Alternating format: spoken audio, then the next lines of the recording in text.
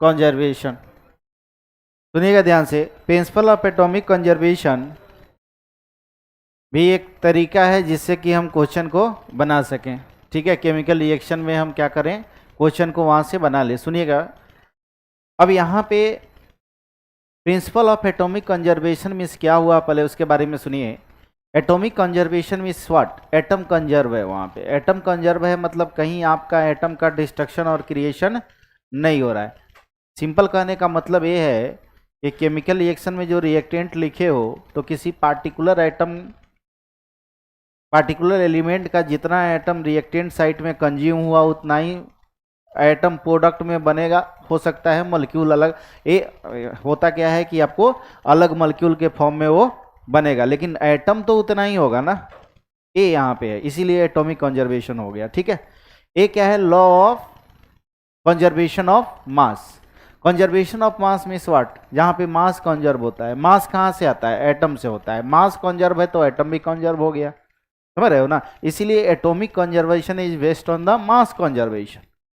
ठीक है, और ये जो हम पढ़ने जा रहे हैं तो सिंपल कहोगे सर इसमें क्या है कि जितना रिएक्शन में रिएक्टेंट में एटम कंज्यूम हुए उतना ही एटम ना प्रोडक्ट में हमको मिलेंगे। ये तो कंफर्म है क्योंकि मास क्या है, कंजर्व है। ठीक है, तो प्रिंसिपल ऑफ एटॉमिक कंजर्वेशन में पहला चीज ये है कि it is based on conservation of mass, conservation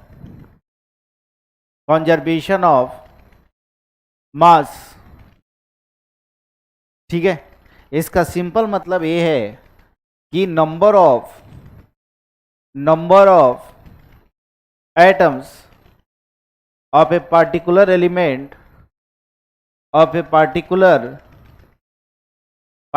element element is same at reactant as well as product side।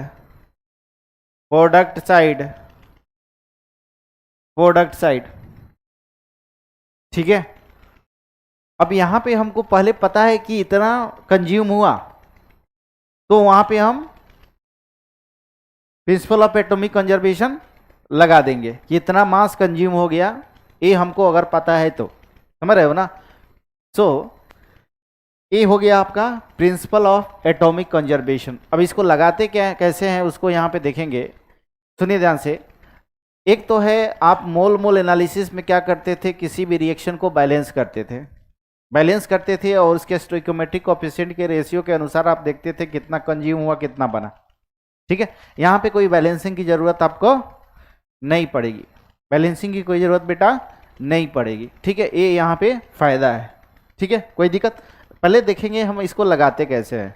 ठीक है, उसके बाद हम क्वेश्चन में आएंगे। सुनिएगा मेरी बात को ध्यान से। जैसे मैं एक एग्जाम्पल ले रहा हूं, सुनिए ध्यान से, मैं एग्जाम्पल ले रहा हूं N2O4 से। मान लीजिए एक रिएक्शन हुआ जो NO2 बना दिया, NO2 बना दिया। ठीक है, कहोगे सर इसको दो तरह से देख रहे हैं, एक तो प्रिंसिपल ऑफ एटॉमिक कंजर्वेशन से देख रहे हैं और दूसरा बैलेंसिंग से देख रहे हैं। एकदम सिंपल रिएक्शन मैंने लिया है, पहले सिंपल रिएक्शन को समझिए कहना क्या चाहता है। तो कहोगे पहला बाई बैलेंसिंग देख रहे हैं। Balancing means what, by mole analysis. उसमें बैलेंस करते थे, स्टोइकोमेट्रिक कोएफिशिएंट पता हो जाता था, रिलेशन लिख देते थे तुरंत।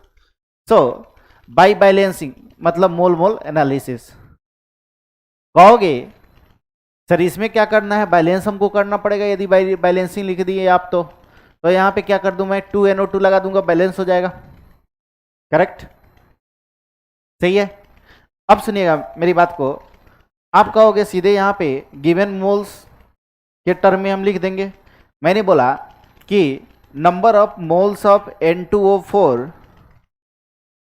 डिवाइड बाई 1, इसका स्टोइकोमेट्रिक कोएफिशिएंट 1 है, इक्वल टू हो जाएगा number of moles of NO2 divide by 2। Correct, यहां से आप रिलेशन लिख सकते हो बेटा, 2 into number of moles of N2O4 equal to number of moles of NO2। ये रिलेशन आपको यहां से मोल मोल एनालिसिस से आ गया, ठीक है, जो आप पढ़ लिए हो, कोई दिक्कत।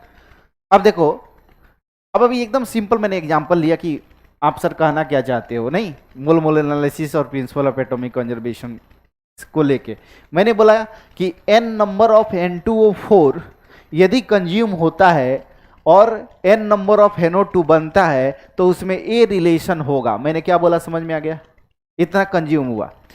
मैं उसी चीज को बोल रहा हूं, ठीक है सर, ये तो मोल मोल एनालिसिस में मैंने पढ़ लिया था। अब POAC क्या है, ठीक है, सुनिएगा ध्यान से। अब मैं यहां पे बोल रहा हूं बाई POAC, ये दूसरा मेथड जो अभी हम पढ़ रहे हैं, by POAC, principle of atomic conservation.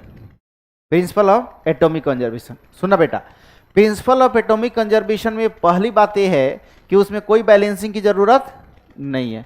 दूसरी बात यह है कि प्रिंसिपल ऑफ एटॉमिक कंजर्वेशन जो है हर एक एटम के लिए डिफाइन होगा। हर एक एटम के लिए हम लोग लगाएंगे, हर एक एलिमेंट के लिए लगाएंगे। दो चीज समझ में आया।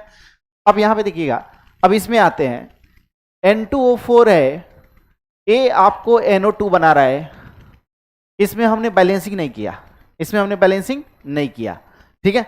अब सुनना, प्रिंसिपल ऑफ एटॉमिक कंजर्वेशन ये बोलता है किसी पार्टिकुलर एटम के लिए की संख्या रिएक्टेंट साइड में जितना कंज्यूम हुआ और प्रोडक्ट साइड में जितना बना वो सेम होगा, ठीक है, ओके।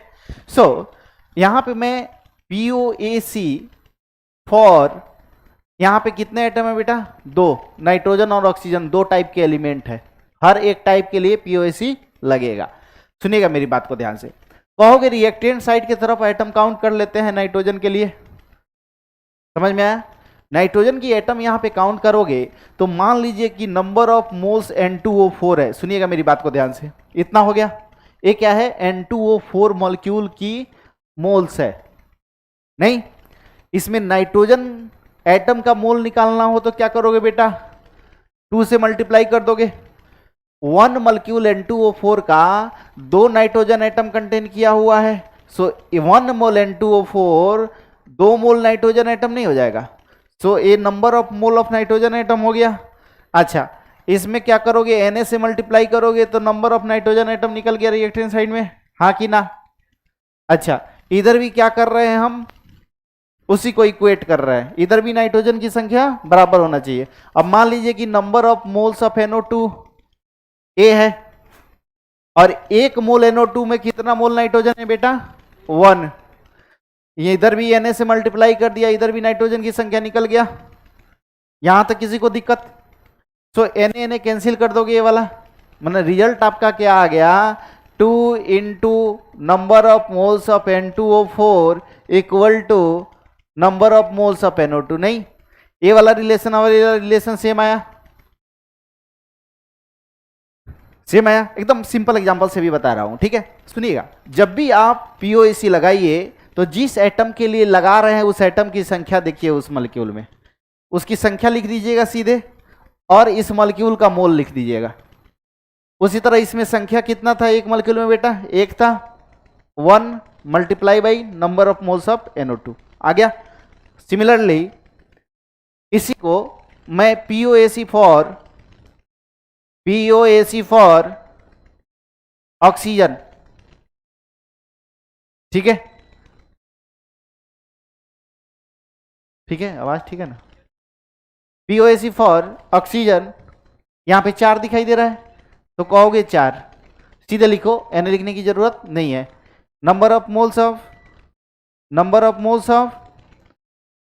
N2O4, ठीक है, 4 into number of moles of N2O4, इधर बेटा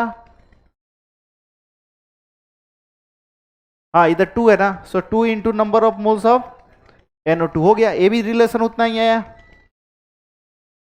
नहीं आ गया, ये 2 से 2 कैंसिल कर दो, number of moles of NO2, तो ये आपका रिलेशन ला गया। अब मान लो कि इसका मोल दिया हुआ है, इसका मोल निकालना है तो तुरंत निकाल लोगे, यहां पे बैलेंसिंग करने की जरूरत पड़ी नहीं पड़ी। तो ये सिंपल एक स्टेप था जिस तरह से हम आगे करने जा रहे हैं। POAC क्या होता है समझ गए हो, ठीक है। अब क्वेश्चन में कैसे अप्लाई करेंगे हम क्वेश्चन पे देखेंगे, ठीक है। इतना पहले लिख लीजिए फिर हम आगे बढ़ रहे हैं। सुनिए, दूसरी फायदा इसका POAC का क्या होता है, मान लो कि कोई क्वेश्चन दिया हुआ है उसमें ये स्पष्ट आपको नहीं हो रहा है कि ये रिएक्शन कैसे हुआ, ये आपको स्पष्ट रूप से उस क्वेश्चन में नहीं बताया गया है कि ये रिएक्शन कैसे हुआ, सिर्फ रिएक्टेंट दे दिया है और ये बोल दिया है कि ये एटम कंप्लीटली कंज्यूम हो गया, प्रोडक्ट बन गया। रिएक्शन कैसे हुआ वो आपको पता नहीं है, तो वहां पे पीओएसी आपको तुरंत लगा दोगे।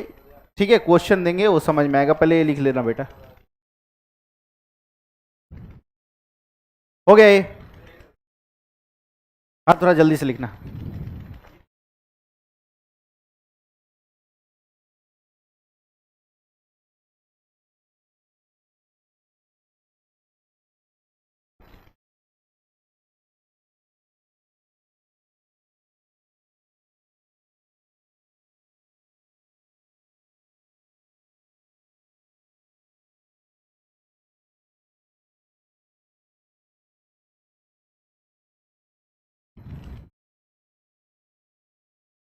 ओके,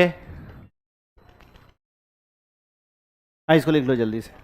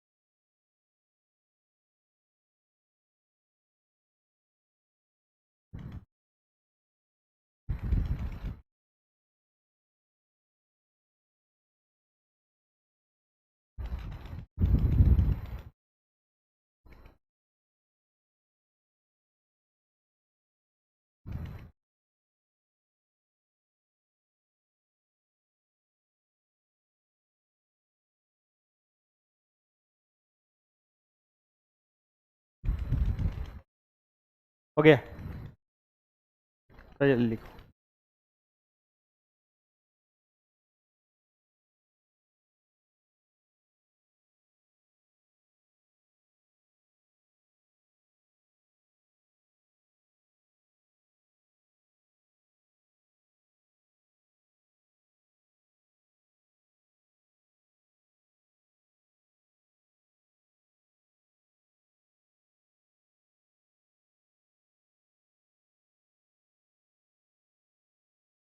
ठीक है,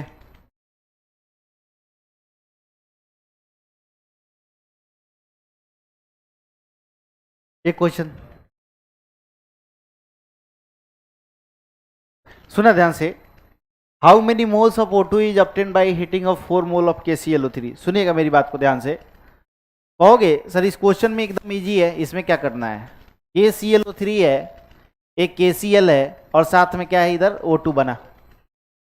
नहीं, कहोगे सर पहला, अभी मेथड बता रहा हूँ यार, ये सब क्वेश्चन एकदम इजी है, समझ रहे हो? कैसे अटेम्प्ट लेना है उसको पहले मैं बता रहा हूँ।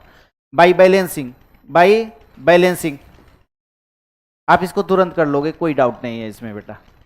KClO3, ठीक है। कहोगे सर ठीक है, by balancing mean small mole analysis. KClO3 एक क्या है, KCl प्लस O2, बैलेंस कर लो। इधर 3 हो गया, 2 हो गया और 2 हो गया, ठीक है। इसमें सीधे बोलोगे, इसमें तो कोई लिमिटिंग रिएजेंट का कॉन्सेप्ट है नहीं, एक ही रिएक्टेंट है, वो भी पूरा कंज्यूम हो गया, तो पूछ रहा है कि कितना O2 ऑब्टेंड होगा 4 मोल ऑफ KClO3 से। तो सीधे बोलोगे यहाँ पे कितना है, 4 मोल ना, 4 मोल KClO3 लिखा हुआ है और 2 मोल कितने ऑक्सीजन को बना रहा है, 3 को बना रहा है ना। सो 2 मोल यदि 3 को बना रहा है तो 1 मोल 3/2 को बनाएगा। सो 4 मोल कितना को बनाएगा, 3/2 इंटू 4 मतलब 6 मोल आपका बन जाएगा। वही क्वेश्चन में पूछा हुआ है, तो यहाँ पे क्या आंसर लिख दोगे, आंसर क्या लिख दोगे, ठीक है ना, 6 मोल O2 इज फॉर्म्ड। आंसर आ गया, फॉर्म्ड। कोई दिक्कत अच्छा कहोगे सर पीओएसी में इसका अप्लीकेशन कैसे करेंगे, वो हमको देखना था इधर, ठीक है, कोई दिक्कत। तो यहां पे देखना, कहोगे सेकेंड में by POAC, by POAC principle of atomic conservation. कहोगे सर इसमें बैलेंसिंग का कोई जरूरत नहीं है, KClO3 एक KCl प्लस O2 बना रहा है, इतना पता है, और ये टोटल कंज्यूम होने वाला है, ये तो हमको पता है कि टोटल कंज्यूम होने वाला है, नहीं टोटल कंज्यूम होने वाला है। सो ये कितना था बेटा, 4 मोल था, और कितना ऑक्सीजन बनेगा। तो हम क्या करेंगे, हमको ऑक्सीजन का मोल निकालना है, तो इसीलिए, और जिसका जरूरत है उसी का पीओएसी हम लगाएंगे, तो ऑक्सीजन के लिए लगाएंगे, ठीक है, पीओएसी फॉर ऑक्सीजन, क्योंकि ऑक्सीजन इसमें है, समझ रहे हो ना। तो इसमें ऑक्सीजन कितना दिखा, 3 into number of moles of KClO3 equal to, इसमें कितना दिखा 2 number of moles of O2, इसकी वैल्यू कितनी दी हुई है, 4 दी हुई है। सो 3 into 4, 2 into number of moles of O2, number of moles of O2 कितना हो गया, 6 मोल। तो ये अभी बता रहा हूं आपको कि कैसे हम यहाँ पे अप्लाई कर रहे हैं, ऐसा नहीं है क्वेश्चन बहुत भारी भरकम है जो आपको तकलीफ दे रहा है, ठीक है। इसको देख लो, आवाज कम करे, ओके।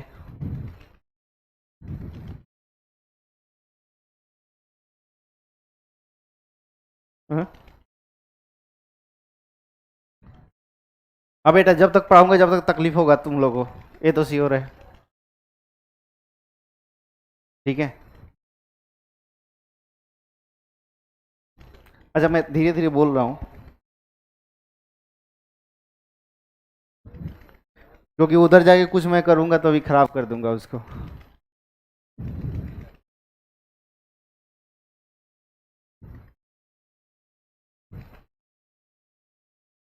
बस जल्दी से लिखो बेटा, हो गया।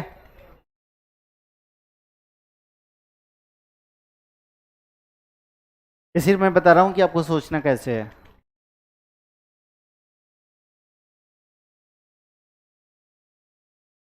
पूरी चैप्टर क्लास कीजिए, ठीक है, आपको एक ओवरऑल व्यू मिल जाएगा क्वेश्चन को अटेम्प्ट कैसे करना है।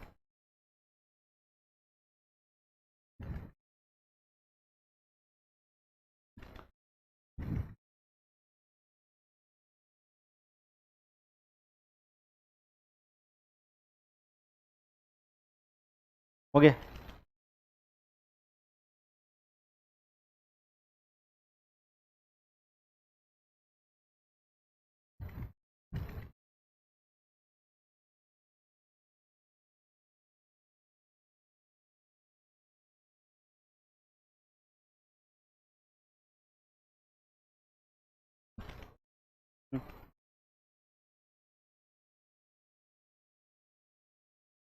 हो गया बेटा।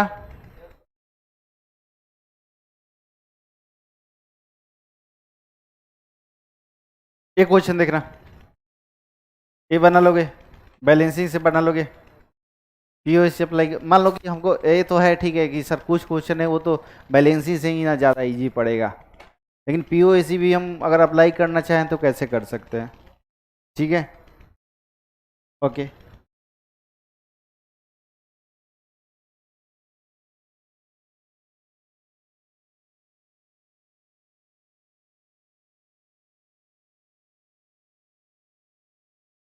हाँ इसका सोल्यूशन लिखो, क्वेश्चन लिखने की क्या जरूरत है।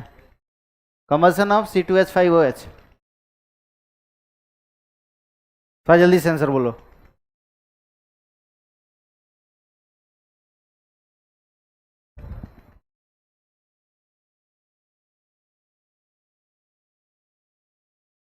थोड़ा जल्दी से आंसर बोलो। हाँ जी, 2 आ रहा है। Minimum moles of O2 required for the complete combustion of 92 gram C2H5OH, number of मोल 2 आया। हम कुछ समझे, आंसर बता रहे हो, आंसर बोलो। अच्छा इसका मोलर मास कितना जी, C2H5OH मोलर मास कितना बेटा, 46 ग्राम है। तो number of moles of C2H5OH कितना हो गया, 92 ग्राम डिवाइड बाई 46 ना, कितना 2 है, कहोगे कि C2H5OH है,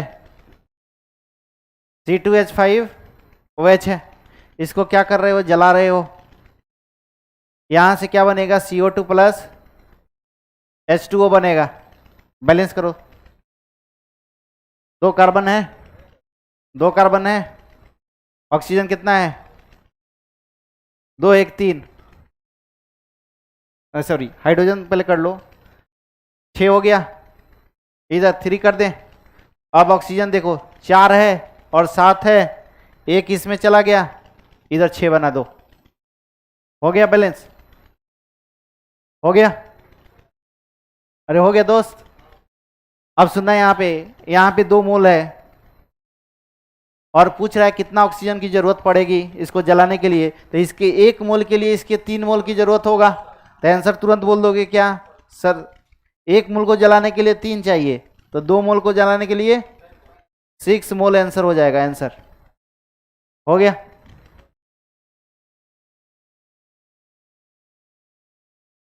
नहीं, आंसर आ गया। अब देखते हैं इसी को पीओएसी से कैसे बनाएंगे, ये तो एकदम इजी है, इसी से आप बनाते भी, ठीक है, लेकिन पीओएसी से हमको समझना है इस क्वेश्चन को, तो कैसे समझेंगे, ठीक है, ओके, अरे समझ में आ गया।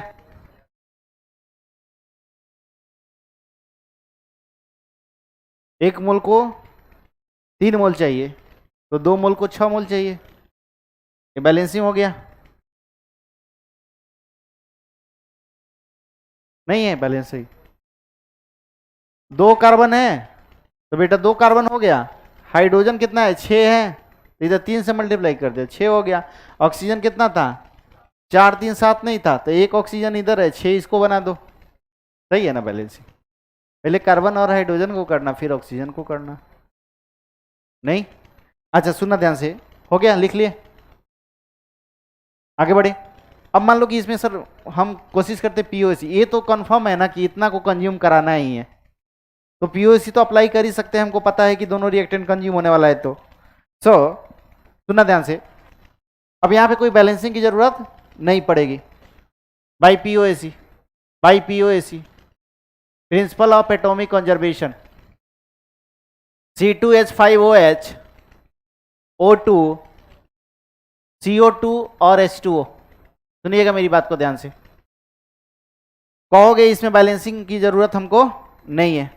अब यहाँ पे कितने एलिमेंट दिख रहे हैं बेटा, 3 दिख रहे हैं, कार्बन हाइड्रोजन और ऑक्सीजन, कहोगे यहाँ पे गिवन मोल इसका दिया हुआ है ना, और निकालना है तुमको ऑक्सीजन का, लेकिन ऑक्सीजन सब में है ना, इसीलिए नहीं कहीं ना कहीं आपको सबका पीओएसी पे जाना पड़ेगा, हर एलिमेंट का, बात समझ रहे हो, मतलब मैं बोलूंगा कि पीओएसी फॉर ऑक्सीजन, तो कहोगे 1 into number of moles of this, 2 into number of moles of this, 2 into number of moles of this, 1 into number of moles of this, तो इसका नंबर मोल और इसका नंबर ऑफ मोल पता होना चाहिए ना तुमको, ये सिर्फ इसी का पता है ना, मैं क्या बोल रहा हूँ समझ में आ रहा है, सिर्फ इसी का पता है।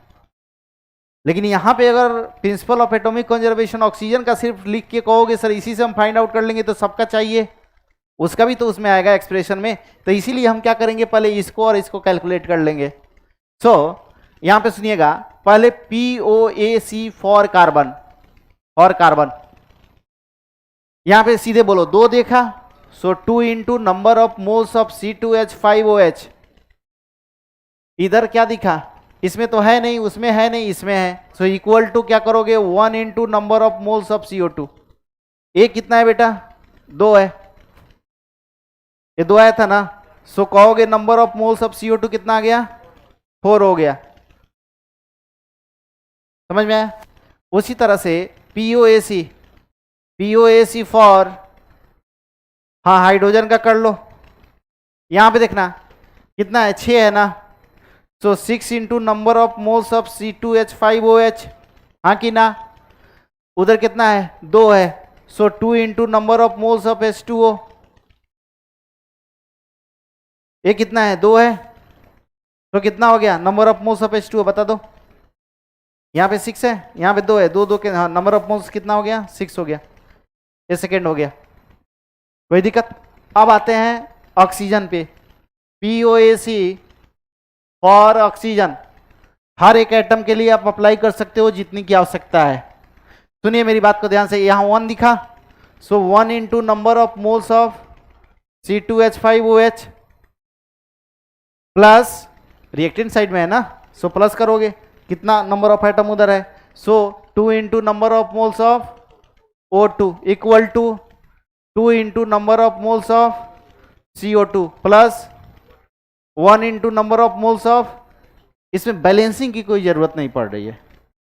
हाँ वो आ गया है, सो आपको ए देखो 1 इंटू 2 ए वाला, 2 into number of moles of O2 equal to इधर 2 into number of moles of CO2, कितना 4 है, हाँ 4 है, plus 1 into number of moles of H2O 6, कितना हो गया, इसको कैलकुलेट करो, O2 का वैल्यू बताओ।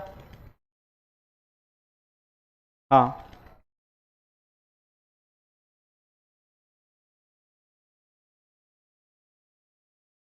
6 आया ना, तो वहां भी 6 आ रहा था। सो POAC कैसे करते हैं वो आपने सीखा यहां से। ओके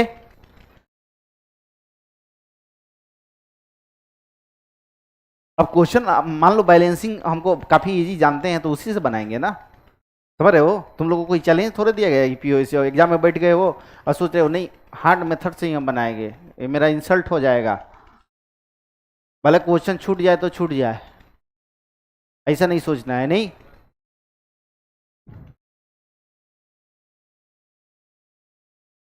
पर लिख लो जल्दी से।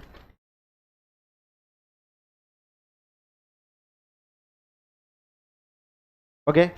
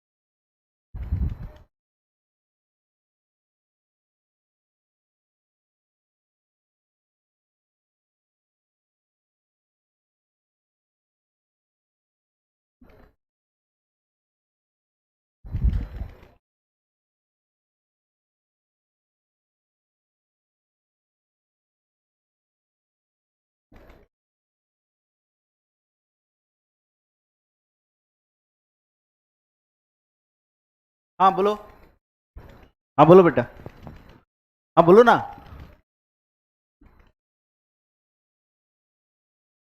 ग्राम इक्विवेलेंट रहे तो क्या करेंगे, आएंगे, ग्राम इक्विवेलेंट रहे तो क्या करेंगे बेटा, आएंगे रेडॉक्स पे सब पढ़ेंगे वो। ग्राम इक्विवेलेंट है तो सबका इक्वल कर देते हैं, हर एक रिएक्टेंट का इक्वल होगा हर एक प्रोडक्ट का। Gram equivalent of A equal to gram equivalent of B equal to gram equivalent, law of chemical equivalence.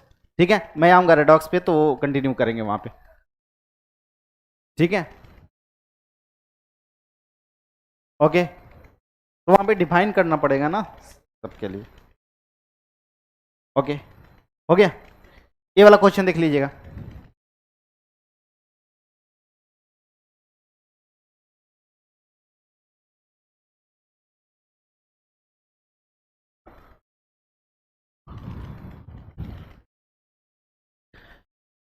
ये क्या है, सिक्वेंशियल टाइप और कंसेक्यूटिव टाइप रिएक्शन इसको बोल सकते हो। इसमें एक रिएक्शन का प्रोडक्ट दूसरे के लिए रिएक्टेंट के लिए काम करेगा। जहां पर भी देखो सुनो ध्यान से मेरी बात को, जहां पर जैसे P4 है वो 2 है तो ये क्या बनाया P4O6 बनाया, फिर अगर कहीं ऑक्सीजन रहा होगा तो ये P4O10 बनाया होगा। समझ में आ रहा है मेरी बात को, नहीं समझ में आया, समझ में आया, नहीं समझ में आया, सुनिएगा मेरी बात को ध्यान से दोस्त, इधर सुनो, इधर सुनो दोस्त, सुनिएगा मेरी बात को।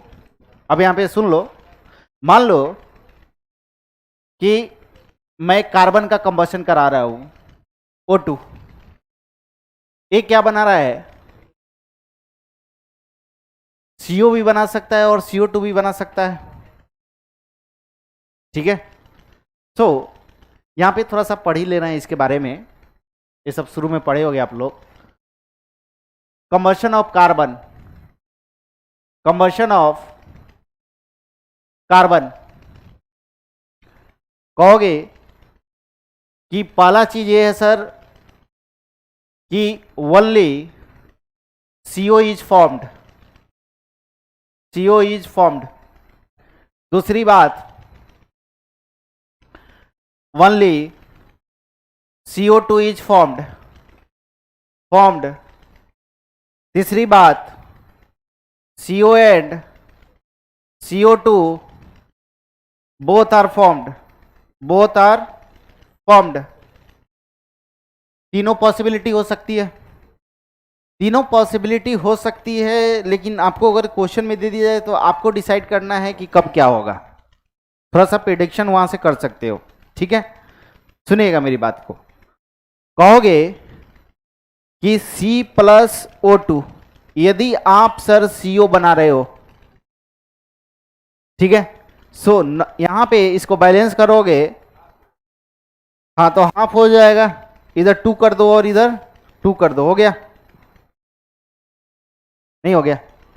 सो यहां पे अगर number of moles of O2 divide by number of moles of C हम करें, number of moles of O2 और number of moles of C करें तो कितना हो जाएगा, 1/2 हो जाएगा।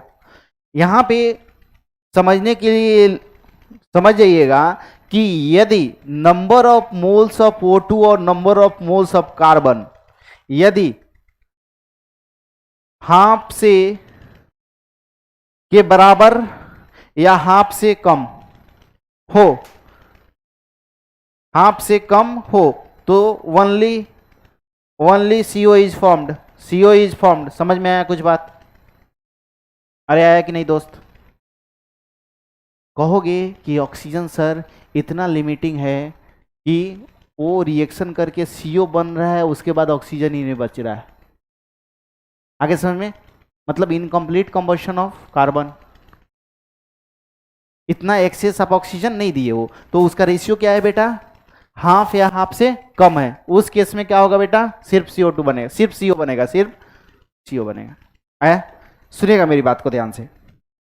यदि मान लो कि ACO2 बनता है, CO2 बनता है, ठीक है, ये बैलेंस है। सो यहां पे number of moles of O2 और number of moles of carbon का रेशियो क्या हो गया बेटा, 1 हो गया। यदि number of moles of O2 और number of moles of carbon greater then और इक्वल टू 1 हो तो इसका मतलब है सिर्फ CO2 बनेगा, ओनली CO2 इज फॉर्म्ड। समझ में आया कुछ? यहां पे क्या कर रहे हो, number of moles of oxygen divide by number of moles of carbon greater than equal to 1 है ना, मतलब ऑक्सीजन एक्सेस अमाउंट में है, जितना चाहिए उतना ले लो, तो कार्बन मजे से जलेगा, पूरा CO2 बन जाएगा, कोई भी इनकम्प्लीट कंबशन नहीं होगा और CO2 बना देगा। कब? जब ग्रेटर देन इक्वल टू 1 हुआ तो। कोई दिक्कत? सुनिएगा मेरी बात को ध्यान से। यदि number of moles of O2 number of carbon ratio half और 1 के बीच में हुआ दोस्त, ठीक है, तो कहोगे ठीक है सर ऑक्सीजन का अमाउंट ज्यादा है लेकिन इतना भी ज्यादा नहीं है कि वो कंप्लीट CO2 बन जाए। कुछ CO को CO2 में कन्वर्ट कर लिया लेकिन पूरा CO को कन्वर्ट नहीं कर पाया, उसका भी तो कंडीशन है ना, हाफ से 1 के बीच में यदि रेशियो रहा तो क्या होगा बेटा, CO and CO2 both are formed, both are formed. समझ में आया? कोई दिक्कत यहां तक? समझ में आया? कोई तकलीफ? अभी एक एग्जांपल दे रहा हूं इस पे, पहले इसको लिख लेना।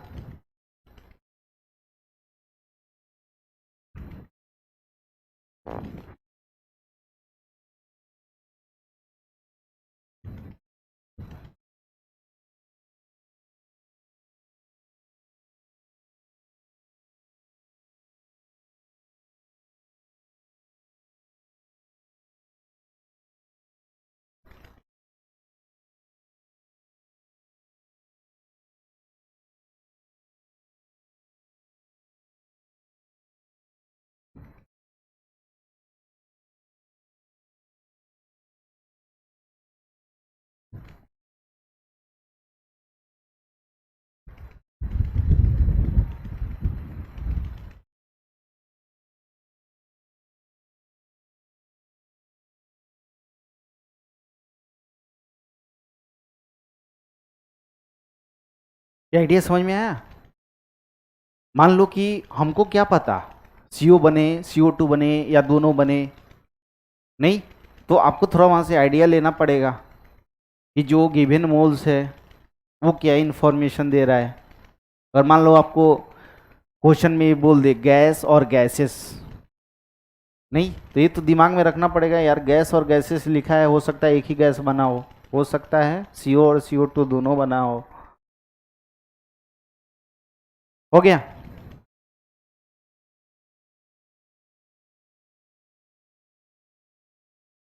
बात नहीं, बात एकदम नहीं। इधर ध्यान दो बेटा, लिख लिए हो, समझ गए हो, तो थोड़ा सा शांति से रहो और उसको थोड़ा सा समझो कि हमेशा के लिए दिमाग में ये सब कॉन्सेप्ट आ जाए। हाँ?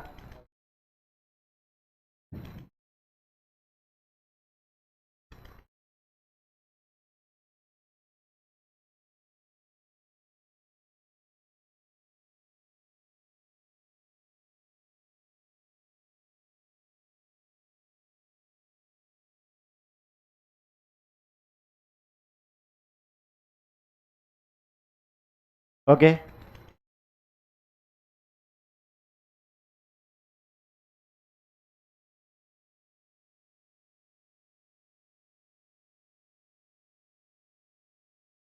ओके,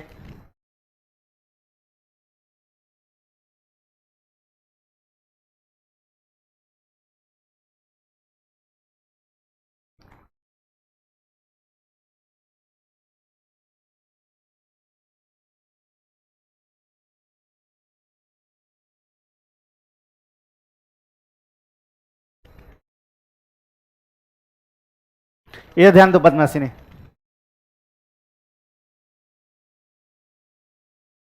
ओके, आगे चले। अब जैसे एग्जांपल, सिंपल सा एग्जांपल मैं देता हूँ, पहले लिखो।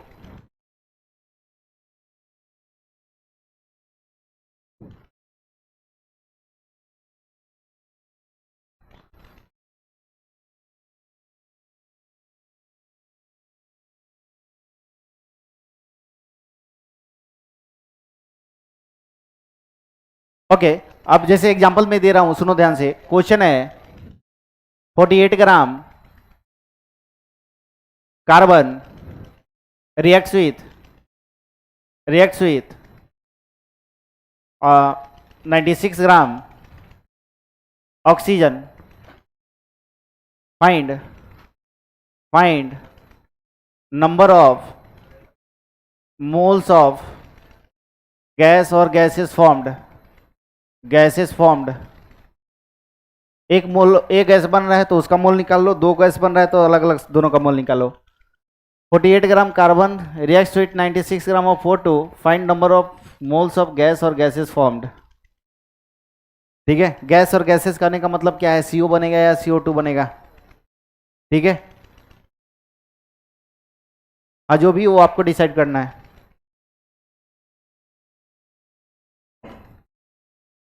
ठीक है, सो ये पहला बोलोगे, आंसर ला लोगे, सॉल्व कर लोगे?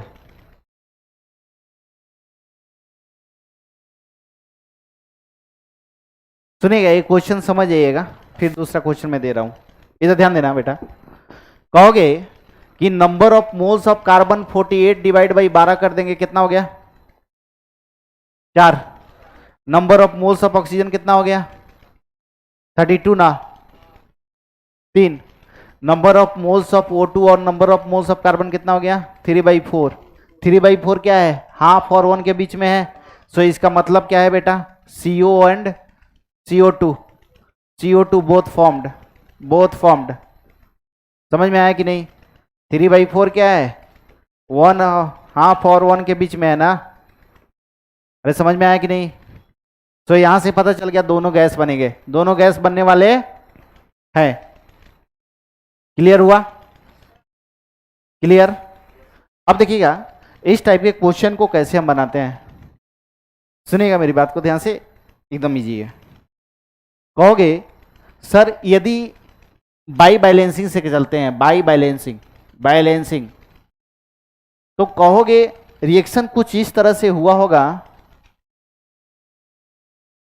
पहला इधर ध्यान दो बेटा, तकलीफ हो रहा है हमको भी पता है, यही तकलीफ रिजल्ट देगा। वो परेशान है, कान बंद कर रही है पीछे बैठ के, ऐसे कान पे हाथ लगा के सुन रही है हमको। सुनो, मैं साउंड थोड़ा सा कम नहीं कर रहा हूं तो वो अपना कान का ऐसे कर रही है, ज्यादा कम। सुनो ध्यान से इधर। अच्छा मैं धीरे बोलता हूं। यहां पे कार्बन है, पहले ऑक्सीजन से रिएक्ट किया तो ये बना दिया CO, ठीक है, ओके। अच्छा, यदि ऑक्सीजन बचा हुआ है तो फिर ये CO से फर्दर जो बचा हुआ ऑक्सीजन क्या करेगा, ये मिलके CO2 बना देगा। कुछ ऐसा ही हुआ होगा। पहला हम बैलेंसिंग से लेके चल रहे हैं, ठीक है। तो कैसे रिएक्शन हो रहा है उसको भी देखना पड़ेगा आपको। अब कहोगे इसको बैलेंस करोगे तो 2 2 सही है। आइए CO इसको बैलेंस करो, कितना हो गया, हाफ कर दें, इधर हाफ हो जाएगा, हो गया। तो 2 और 2 सही है, सही है, हो गया। अब सुना ध्यान से मेरी बात को। कहोगे सर कार्बन का कितना था, 4 मोल था, इसका कितना था, 3 मोल था। लिमिटिंग रेजेंट का बात करोगे सो 4/2 और 3/1,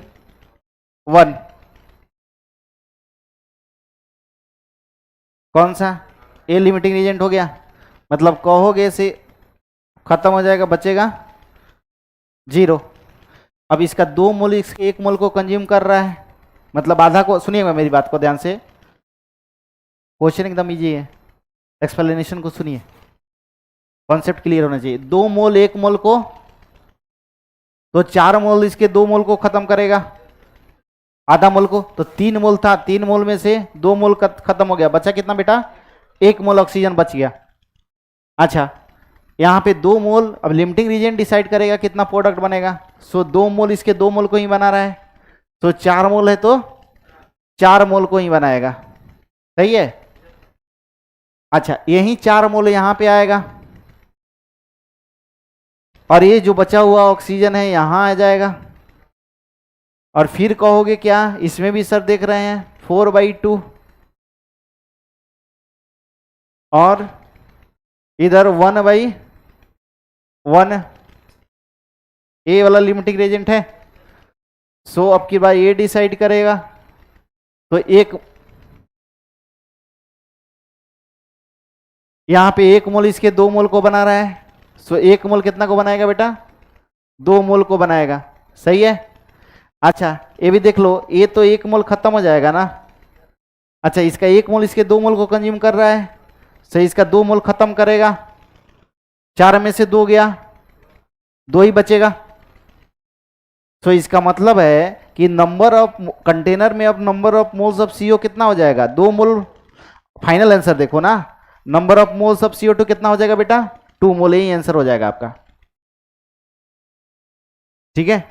अगर रिएक्शन ऐसे लेके चल रहे थे तो ये आपको डिसाइड नहीं करना था कि CO बनेगा या CO2 बनेगा। मैं क्या बोल रहा हूँ समझिए, ये तो पहले मैं थोड़ा लॉजिक बता दिया कि ऐसे डिसाइड कर सकते हो। अगर कोई पूछे दोनों बनेगा क्या बनेगा, अगर पता भी नहीं हो तो आप क्या करो, इस रिएक्शन को प्रोसीड करो।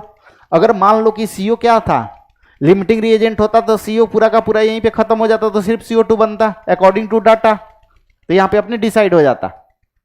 मैं क्या बोल रहा हूँ समझ में आ रहा है ना। अगर पहले हमको पता भी नहीं रहता तो इस रिएक्शन के अनुसार डिसाइड कर लेते आप, नहीं, ठीक है। अच्छा सुनिएगा, अब कहोगे सर मान लीजिए हमको POAC से बनाना है तो क्या करेंगे।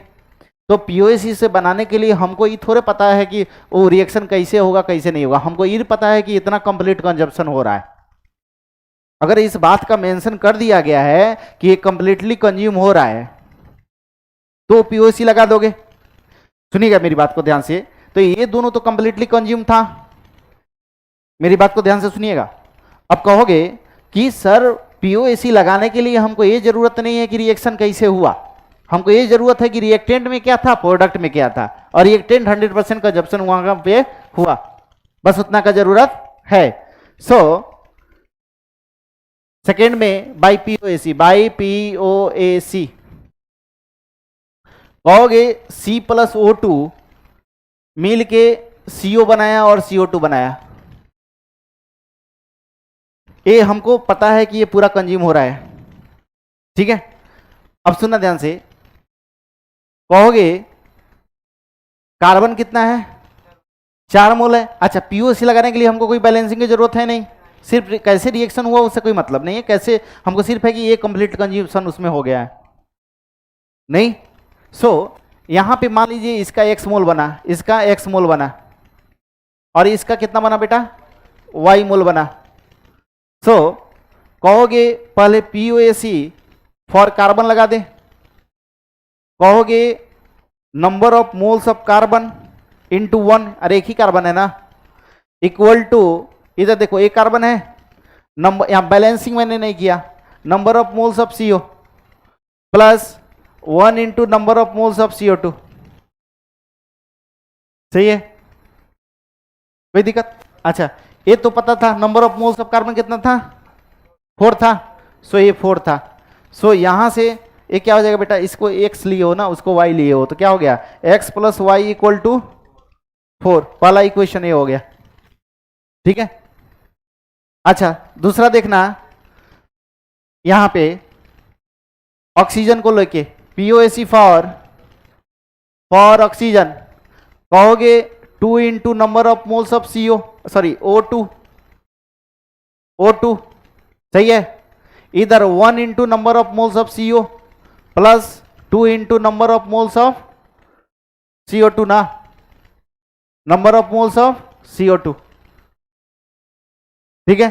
सो 2 इंटू इसको कितना लिए हो, ये तुमको फाइंड आउट करना है ना, तुमको ये दोनों फाइंड आउट करना है। सो 2 इंटू 3 इक्वल टू, इसको x माने थे और इसको 2y माने थे, सो x प्लस 2y कितना हो गया, 6 हो गया। इस दोनों इक्वेशन को थोड़ा सॉल्व करना, कितना आ रहा है x और y की वैल्यू, हाँ देख लो कितना, y इक्वल टू 2 और x इक्वल टू 2, सो आ गया आंसर पहले जैसा, ठीक है। तो ये क्या था, पीओएसी, ठीक है, ये क्या था, पीओसी, इतना कंज्यूम हुआ, ये बनाया, तो वहां से पीओसी अपना आराम से, कैसे रिएक्शन हुआ उससे कोई मतलब नहीं है, ठीक है। स्पष्ट हुआ, अरे स्पष्ट हुआ, हाँ। लेकिन पीओसी में कहोगे क्या, हमको सर ये पता है कि पूरा रिएक्टेंट कंज्यूम हो रहा है, नहीं कुछ बच जा रहा है तो उसको पीओसी लगाओ तो गलत हो जाएगा ना, हमको मान के चले ना कि इतना ये आइटम पूरा कंप्लीटली कंज्यूम हो गया है।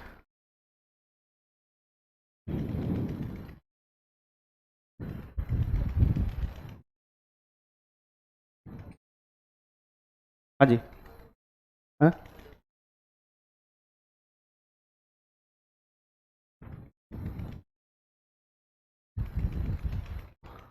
सर, जल्दी से लिखना बेटा।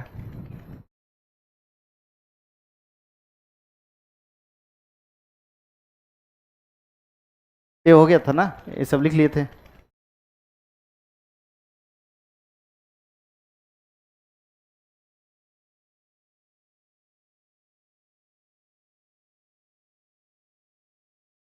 हाँ हाँ, तभी ना पीओसी लगा दोगे, तो एटॉमिक कंजर्वेशन करने का कोई मतलब ही नहीं है।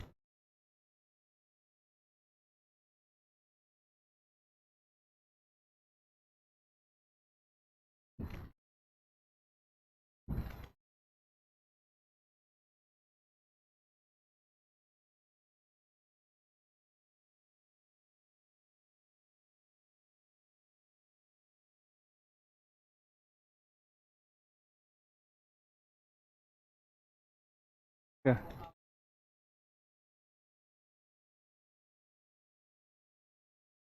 सुनो बेटा, ये जो लिख रहे हो ना, तो ठीक है, किसी किसी रिएक्शन में स्टोइकोमेट्रिक कोएफिशिएंट सेम हो जाता है, लेकिन हर जगह ये जरूरी नहीं है वैलिड है, नहीं, यही इसमें कन्फ्यूजन होता है कॉन्जिक्यूटिव टाइप रिएक्शन में, ठीक है। आपको मिल गया तो ठीक है, मे बी वो रॉन्ग भी हो सकता है। तो बैलेंसिंग के लिए ये सोचा जाता है कैसे हुआ, और पीओसी के लिए कोई दिक्कत ही नहीं है, बैलेंसिंग की जरूरत नहीं पड़ेगी उसमें।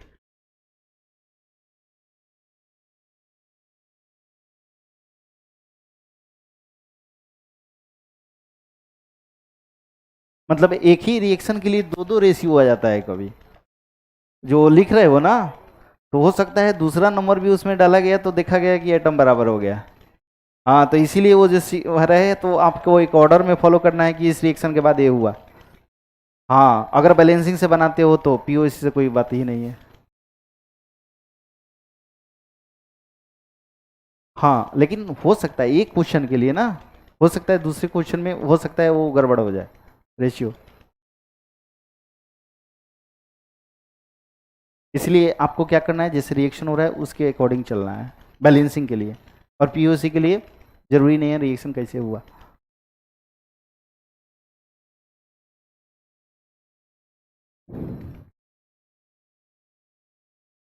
हो गया।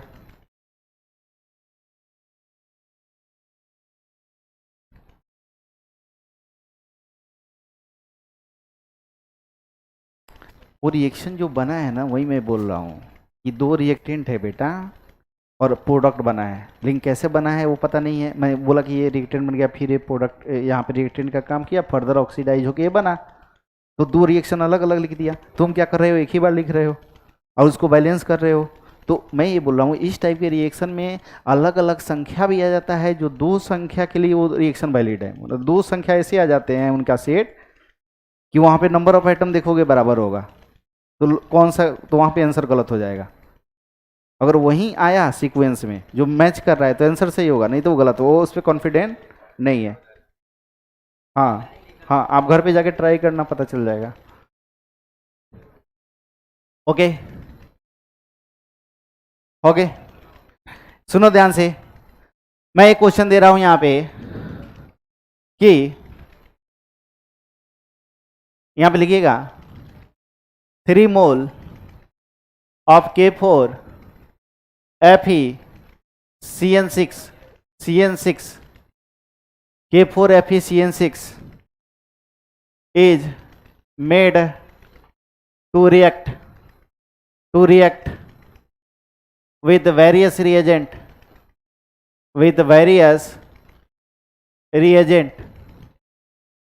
such that all Fe is converted to Fe2O3. Find the number moles of Fe2O3 formed. Fe2O3 formed. अब कहोगे इसमें सर रिएक्शन ही कंप्लीट नहीं दिया गया है कि हम उसको बैलेंस करें फिर देखें, लेकिन ये तो बता दिया गया है कि K4 FeCN6 में जितना आयरन है वो कंप्लीटली कंज्यूम Fe2O3 में हो गया। तो कहोगे इसको क्या मेथड से बनाओगे, पीओएसी से ही बनाओगे। अरे रिएक्शन पता होगा तब ना कहोगे सर इसका बैलेंसिंग करें, और इसमें कुछ है नहीं। लेकिन क्वेश्चन में ये बेटा मेंशन कर दिया है कि all Fe present in K4 FeCN6 is completely consumed in Fe2O3। Okay, answer बोलो। हाँ? अगर मान लो कि कुछ ऐसा थोड़े है कि कसम खा लिया कि ब्रेक नहीं करेगा, ऐसा नहीं होता है यार। उसको भी क्या हो, ऐसा केमिकल रिएजेंट दे दोगे तो उसको भी रिएक्शन होता है उसमें भी। लेकिन हम लोग जैसे कोई सोल्यूशन वगैरह बनाते हैं तो अंडर वाला कोऑर्डिनेशन स्पेयर जो है वो नहीं टूटता है, उसका बाहर वाला आयन आयोनाइज हो जाता है, ऐसा हम लोग पढ़े। लेकिन ऐसा नहीं है कि रिएक्शन नहीं होता है, बहुत सारा रिएजेंट है जो इससे रिएक्ट कर सकता है, समझ रहे हो ना। हम लोग जो तुम बता रहे हो कोऑर्डिनेशन स्पेयर, मतलब मान लो किसी सॉल्यूशन में डाले तो बाहर वाला आयन आयोनाइज होगा, अंदर वाला पे कोई इफेक्ट नहीं पड़ेगा, लेकिन रिएक्शन होता है, समझ रहे हो ना। अगर ऐसा रिएजेंट वहां पे रखा गया तो उसको भी वो कन्वर्ट कर सकता है। तो इसमें कुछ रिएक्शन के बारे में जिक्र नहीं किया गया, सिर्फ बताया गया है कि रिएक्शन कराया गया वेरियस रिएजेंट से, उसके बारे में कोई जानकारी बेटा नहीं दिया गया है। और ये भी साथ में लिख दिया गया है कि all Fe is converted to Fe2O3, मैंने Fe2O3 प्रोडक्ट बना होगा कुछ। Then find the number of moles of Fe2O3 formed, कितना। हाँ जी सुनो ध्यान से, कहोगे सर K4 FeCN6 इससे क्या हो गया तुमको, Fe2O3 बना, कैसे बना हमको पता नहीं है।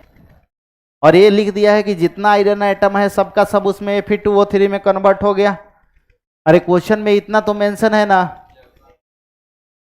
अरे देख के हबड़ना क्या है इसमें। सो कहोगे सर यहाँ पे पीओएसी लगा दे रहे हैं, पीओएसी फॉर इसके लिए एफ के लिए, एफ के लिए, ठीक है। तो इसमें एफ एटम कितना है, एक है, तो 1 into number of moles of K4 FeCN6 equal to इधर Fe कितना है 2, number of moles of Fe2O3। समझ में आया। तो ये इसकी वैल्यू कितनी थी, 3 थी। सो number of moles of Fe2O3 कितना हो गया 3/2 1.5 मोल। समझ में आया कि नहीं। सो बस इतना ही क्वेश्चन था ये, ठीक है।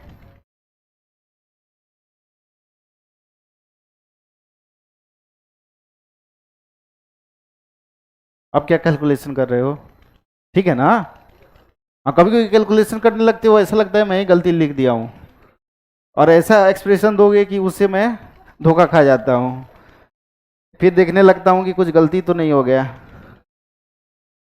नेक्स्ट क्वेश्चन,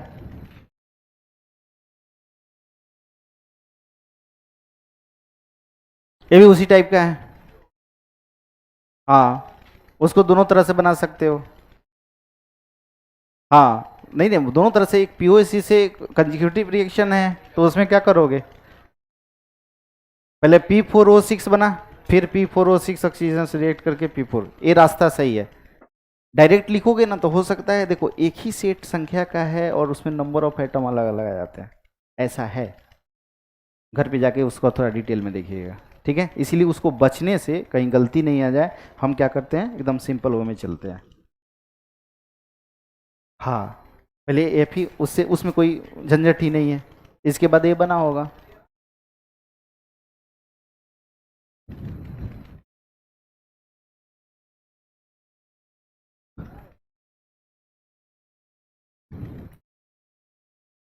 हाँ बेटा इसको दोनों मेथड से बना लो, देख लो दोनों मेथड से आंसर आ रहा है कि नहीं। आंसर आ गया तो सही है।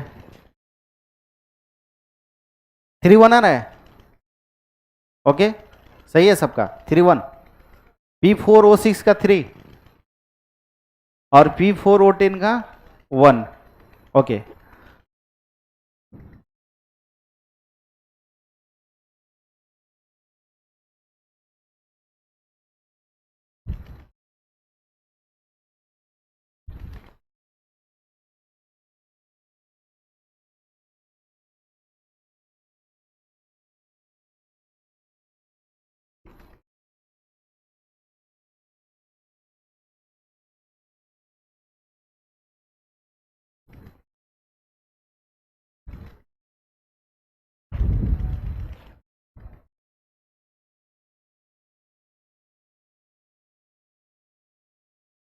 बैलेंसिंग से तो कर ही लोगे नहीं, ओके हो गया। कितने बच्चे सॉल्व कर लिए। हाँ कोई भी एक मेथड अप्लाई कर दो।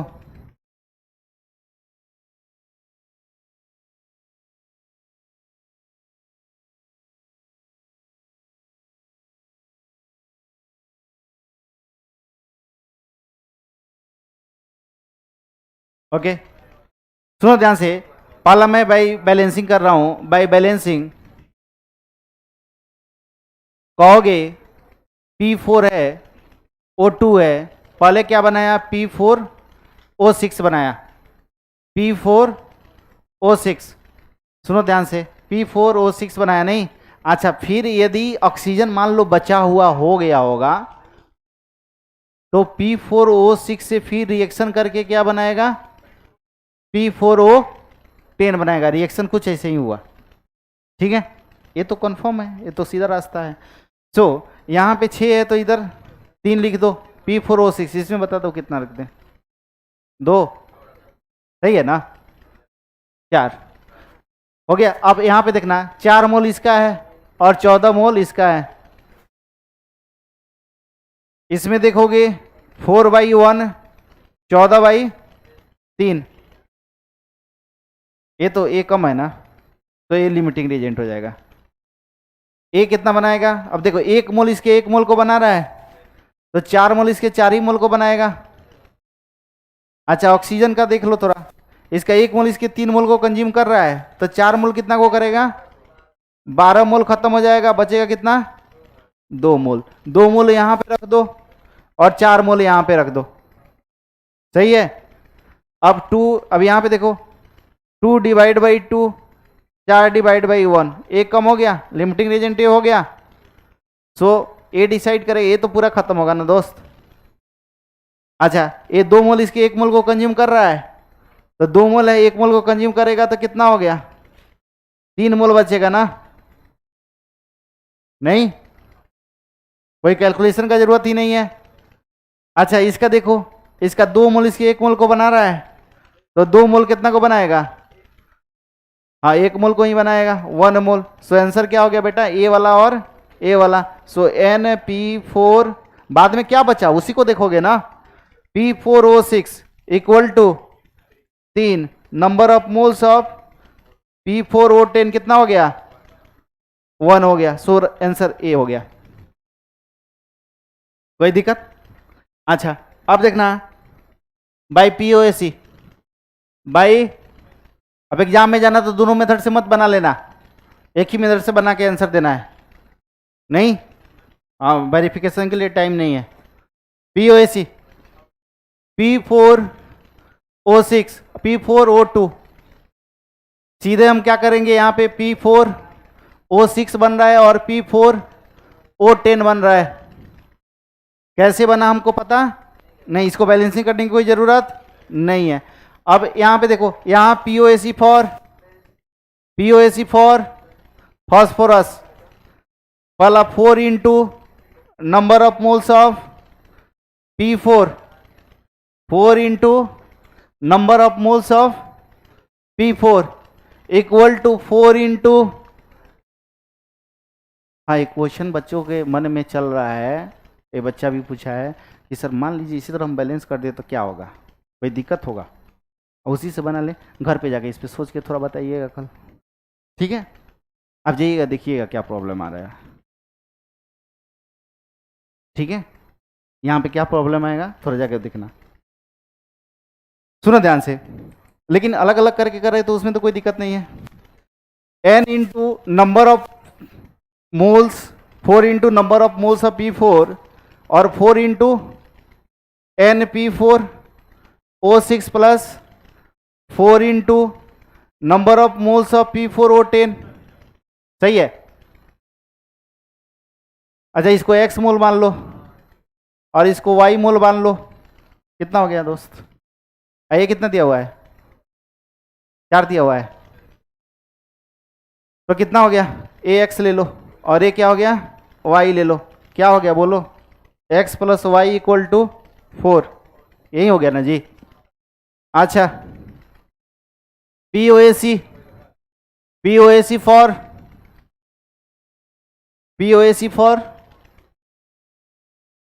O2 ना भाई, सिर्फ ऑक्सीजन, एटम के लिए नाम लगाते हैं।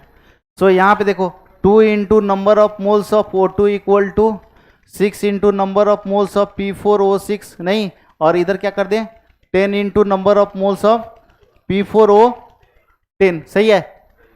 ये कितना था? 14 लिख दो। अब यहाँ पे आपको इन्फॉर्म किया गया हो कि ये टोटल कंजम्पशन हो रहा है, समझ रहे हो? तब यहाँ पे ये हम वैल्यू पुट कर देंगे। सो 6 into number of moles of P4O6 कितना? x, 6x प्लस ए 10y ना, ए इसका इक्वेशन बनाओ, कितना हो रहा है? 3x plus 5y equal to 14। ये दोनों को सॉल्व करना थोड़ा जल्दी से, ठीक है? पहले जैसा रहा x इक्वल टू और y इक्वल टू 1। सो इस तरह से आपका आंसर आ गया। हो गया समझ में? कोई दिक्कत? आप सुनिएगा, केमिकल रिएक्शन के जितने भी क्वेश्चन हैं जाके आप सॉल्व करोगे। केमिकल रिएक्शन के बेटा जितने भी क्वेश्चन हैं जाके सॉल्व कर दोगे, ठीक है? थोड़ा परसेंटेज प्योरिटी ऑफ सैंपल के बारे में हम लोग यहाँ पे पढ़ ले रहे हैं अभी, ठीक है? हो गया?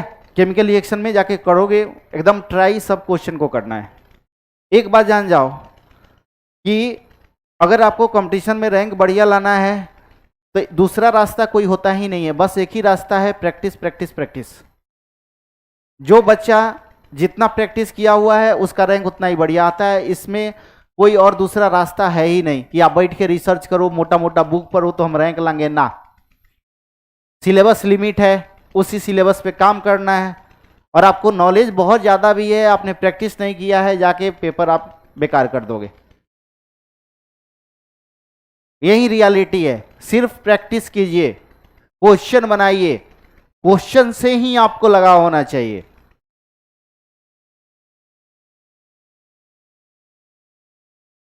आप क्लास में आए हो, यहां पे समझ रहे हो, पढ़ लिए, 100% समझ में आ गया, सब लॉजिक थी, अब जाके घर पे थ्योरी थोड़े उस पर रिसर्च करना है आपको।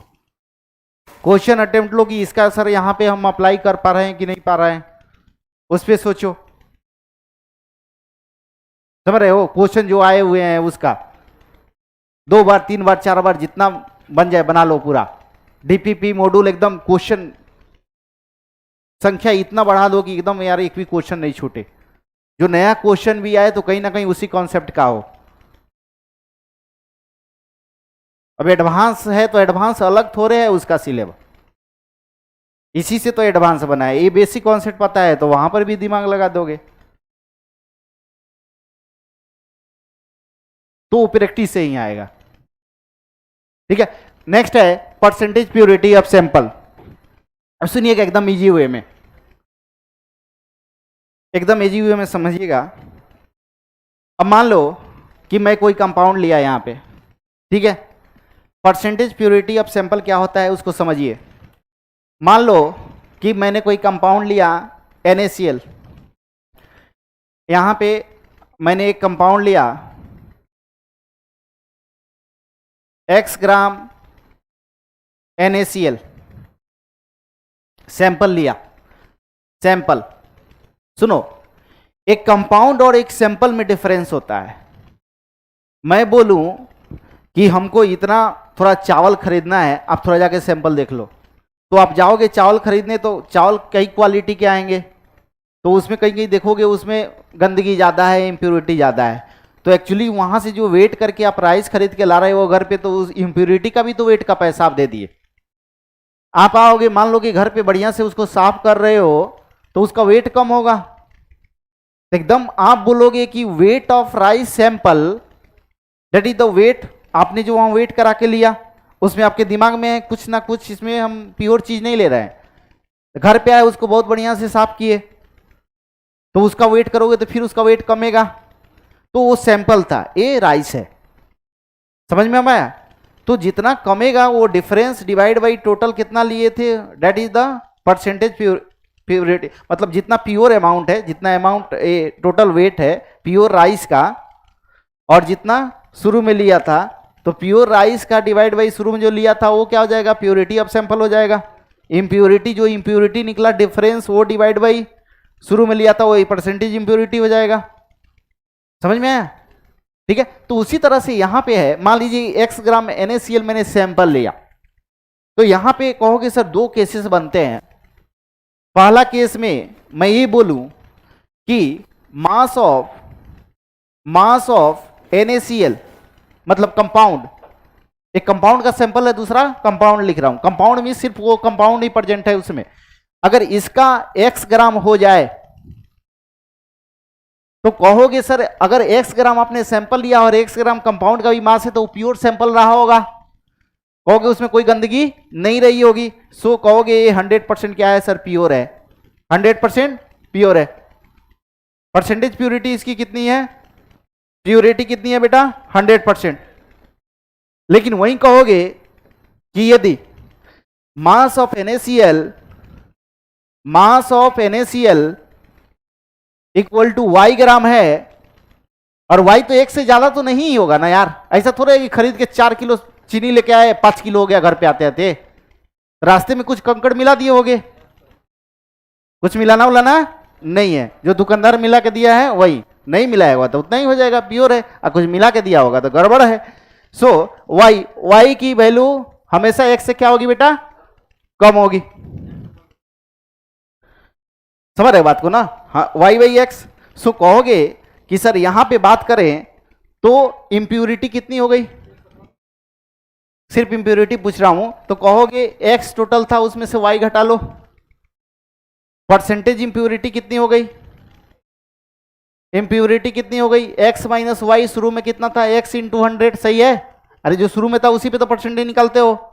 अच्छा परसेंटेज प्यूरिटी कितना है बेटा, x divide by sorry y divide by x into 100, आया समझ में, कोई दिक्कत, एकदम सिंपल सा चीज है। तो कहीं भी परसेंटेज प्यूरिटी क्वेश्चन में है तो उसका सिंपल मतलब चल समझिएगा कि percentage purity of a sample equal to mass of compound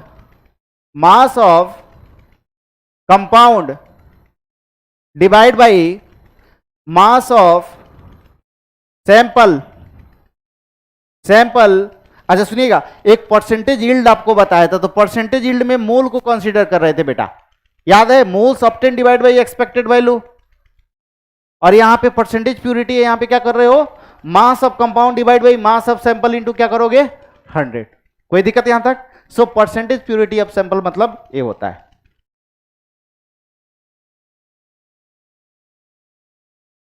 हाँ शुरू का मास ऑफ सैंपल हो गया, और परसेंटेज मास ऑफ कंपाउंड, उसमें से कंपाउंड कितना है, मतलब प्योर फॉर्म में कितना है, ये परसेंटेज प्यूरिटी मैंने लिखा है, परसेंटेज प्यूरिटी लिखा है ना, y बाई एक्स इंटू 100। अरे सही है, है? अरे कोई कंफ्यूजन है तो बता दो, लिखो जल्दी।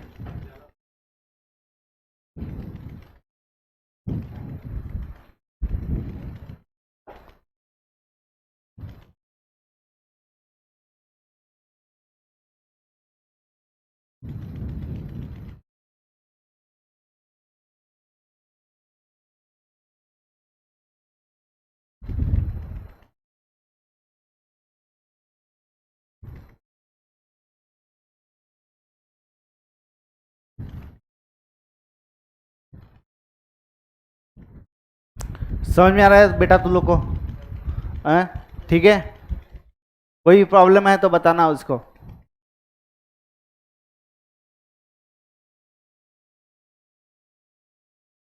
तुम लोग पीछे सही चल रहा है, 100% प्योर है, 100% प्योर है।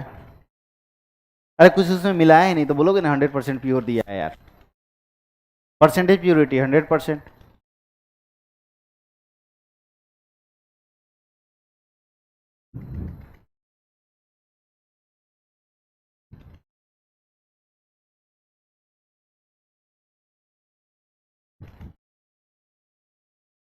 कंपाउंड करने का मतलब प्योर है, समझ रहे हो ना, सिर्फ कंपाउंड ही है। सैंपल करने का मतलब है हो सकता है उसमें कुछ इम्प्योरिटी मिला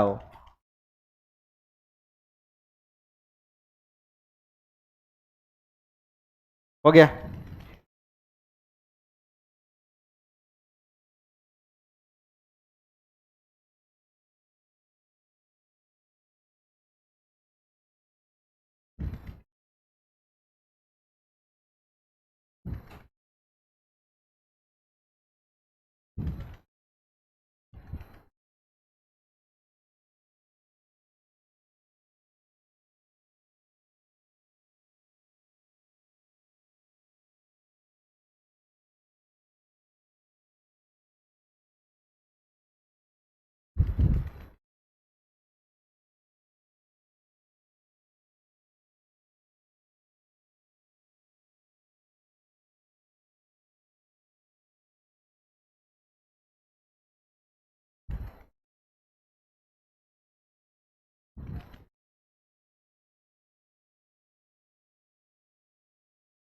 कंपाउंड हाँ प्योर ही है, मैं बोल दूं यहाँ पे NaCl कंपाउंड है तो आपको एक लेके चलना है कि इसमें कुछ इम्प्योरिटी नहीं मिला। सैंपल वर्ड यूज कर दूं तो आपके दिमाग में आ जाना चाहिए, हो सकता है प्योर भी है, हो सकता है इम्प्योर भी है।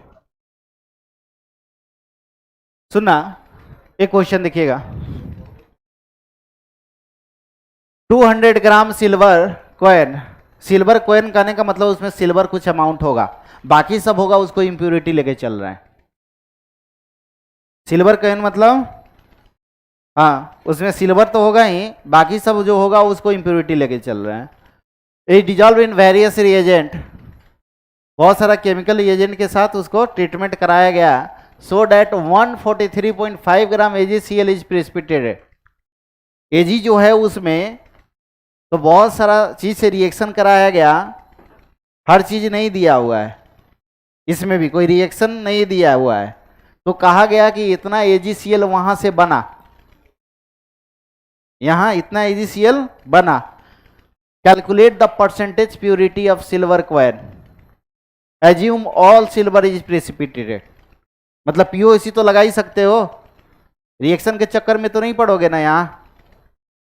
अरे कहोगे कि सर इस कॉइन का परसेंटेज प्योरिटी हमको निकालना है, तो परसेंटेज प्योरिटी के लिए टोटल मास तो 200 ग्राम है सैंपल का, और x ग्राम मान लीजिए इसमें सिल्वर होगा जो प्योर है, इनटू क्या कर दोगे बेटा 100 कर दोगे, यही ना। x is the mass of silver, mass of silver, यही क्वेश्चन है, यही आंसर होगा। अरे आंसर तो यही होगा ना, कितनों को नहीं समझ में आया। एक सिल्वर का कॉइन है तो उसमें सिल्वर होगा, बाकी सब इंप्योरिटी है। तो अगर परसेंटेज प्योरिटी पूछ रहा है तो टोटल मास तो 200 ग्राम है बेटा, 200 में कितना सिल्वर है उसको ऊपर लिख दोगे, इंटू 100 लिख दोगे, तो वही ना परसेंटेज प्योरिटी हो जाएगा। कॉइन इज व्हाट, सैंपल, और Ag इज प्योर एलिमेंट और कंपाउंड। तो Ag का मास x है, divide by total mass into 100 कर दो, मास ऑफ सैंपल तो 200 है, कॉइन 200 ग्राम का है, सो यही आंसर हो जाएगा। अब x की वैल्यू निकालना है। कहोगे सर यहां पे तो कुछ रिएक्शन वगैरह दिया नहीं है, लेकिन ये बताया है कि जो कॉइन में सिल्वर है वहीं तो रिएक्शन किया होगा, और Ag कन्वर्ट हो गया किस में, AgCl में। एक कॉइन है इसमें बहुत सारा इंप्योरिटी है, लेकिन सिर्फ उसमें Ag ही रिएक्शन हुआ है, बाकी सब इंप्योरिटी छूट गया। ठीक है, तो कहोगे यहां पे सर पीओसी तो हम अप्लाई कर ही सकते हैं। अच्छा एक चीज और, कहोगे यहां पे सर इतना AgCl बना है तो number of moles of AgCl निकाल सकते हो, इक्वल टू कितना है जी, इसका AgCl का मोलर मास बताना, AgCl का मोलर मास प्लस 35.5 ना, कितना हो गया बेटा 143.5, इतना ही आ रहा है। सो 143 मास इतना ही है और मोलर मास इतना ही है, इक्वल टू 1 मोल आ गया। POAC फॉर Ag तो लगा सकते हो, POAC फॉर Ag, कहोगे यहां पे 1 मोल होगा, number of moles of Ag equal to 1 into number of moles of AgCl, इसका वैल्यू कैलकुलेट कर लिए 1, so number of mole of Ag कितना हो गया बेटा 1 ही है, यानी एक ही मोल उसमें Ag मिला हुआ है। और 1 मोल Ag का मास कितना हो जाएगा बेटा जल्दी बोलो। हाँ Ag दिया हुआ है मोलर मास तो 108 ग्राम उसमें मिला हुआ है, क्योंकि मोलर मास कितना होता है 108 ग्राम होता है, और 1 मोल बना भी है, 1 मोल वहां पे कंज्यूम हुआ भी है, सो 108 ग्राम हो गया। तो x की वैल्यू कितनी हो गई 108 ग्राम नहीं हो गई। अब यहां से निकाल लो percentage purity, percentage purity equal to 108 divide by 200 into 100। हाँ ठीक है जो भी है, ठीक है ना, करेक्ट।